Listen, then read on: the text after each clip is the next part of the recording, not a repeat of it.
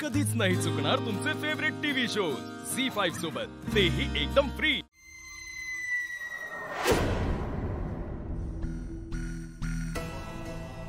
सुषेण जागा आहे। मी त्याला सांगितलं मी देवघरात जाते, कुठल्याही क्षणी तो येऊ शकतो। आपल्याला काय महत्त्वाचं बोलायचं होतं? पुढचा आदेश द्यायचा आहे। आपण फक्त आदेश द्या, मी घरात मृत्यूचा तांडव घालेन। तुला माहितीये मृत्यूच्या तांडवापेक्षा मृत्यूपेक्षा काय भीतीदायक असू शकतं? मृत्यूची भीती नाही, मग जन्म। मी समजले नाही। जन्म ही मृत्यूची जननी आहे। मृत्यूचं तांडव तर होणारच, पण त्याआधी या घरात कालवज्र जन्माला येणार।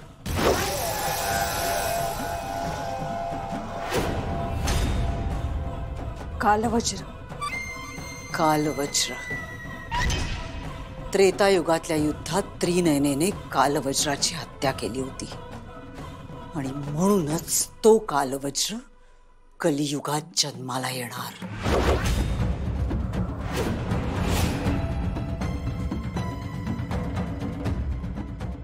आणि तो कालवज्र तुझ्या पोटी जन्माला येणार।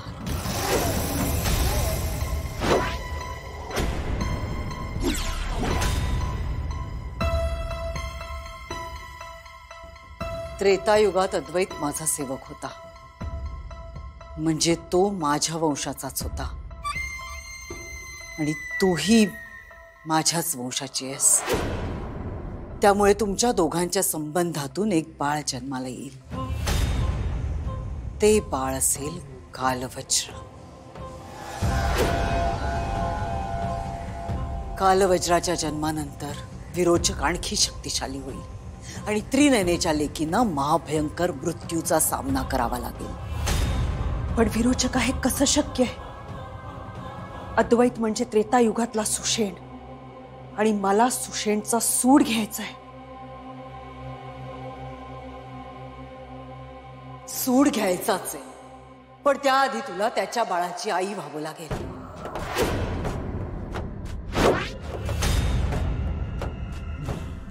माझा आदेश लक्षात आला? या घरातल्या प्रत्येकाला तडफडवून तडफडवून मारायचंय। अद्वैतला सुद्धा मारायचंय,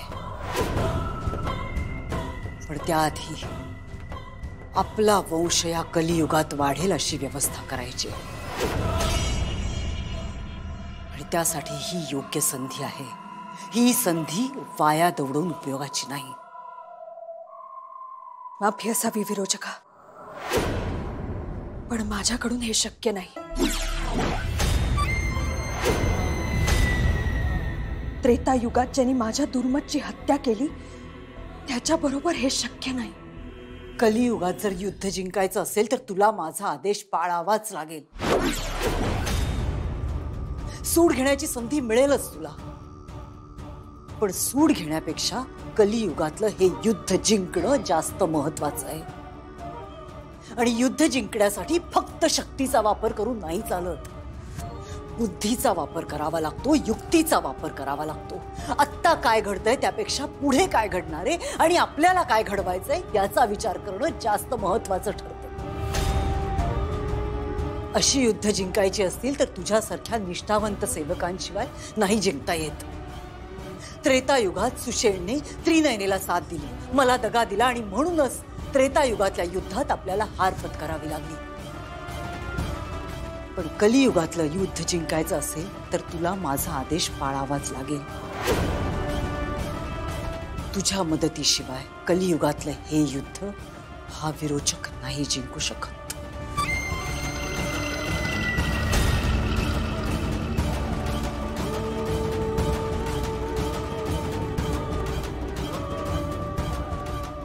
जशी आज्ञा विरोचका।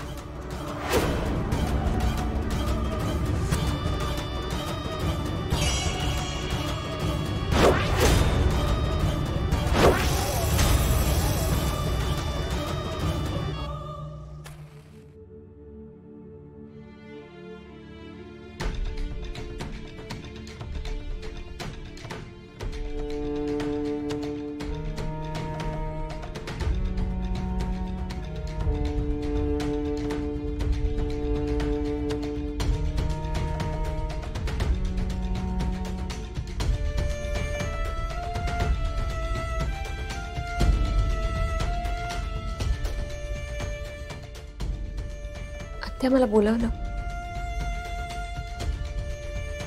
रोज सकाळी देवी आईची पूजा तू करतेस ना, आज राहिली म्हणून मीच केले. जरा बरं वाटत नव्हतं, त्यामुळे सकाळी जागच नाही आली मला. बर,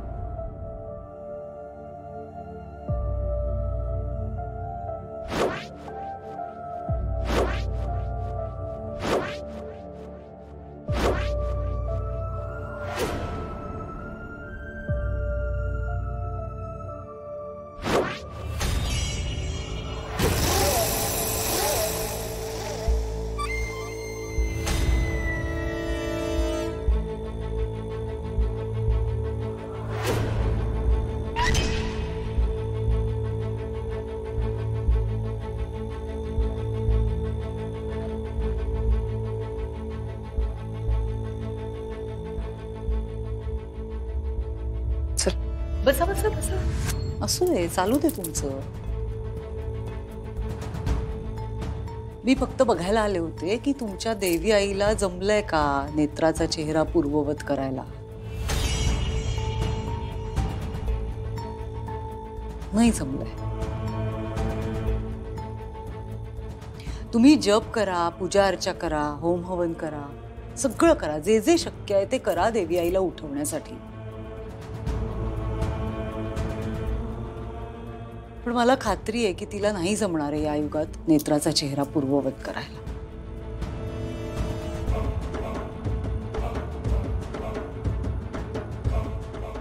तुला हवाय का तुझ्या आईचा चेहरा?